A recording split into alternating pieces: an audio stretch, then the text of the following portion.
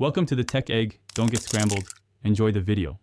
In this video, I will show how to set up Virgin Media Booster.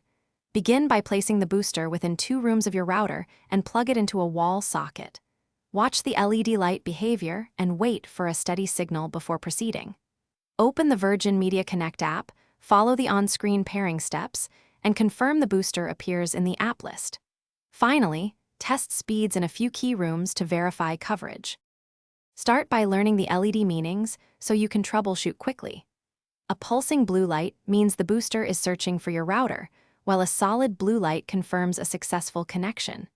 If you see amber or red, try moving the booster closer to the router and restart the pairing process.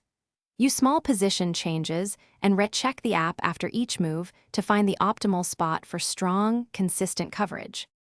Finding the best spot often makes the biggest difference in performance. Avoid placing the booster in metal cabinets or near large appliances that can block Wi-Fi. Set the unit at about head height in a central spot and keep some open air around it. Run speed checks in target rooms and adjust placement incrementally until you see consistent improvement. Small moves usually yield noticeable coverage gains without complex settings. Thanks for watching. Consider subscribing if I helped unscramble your problems.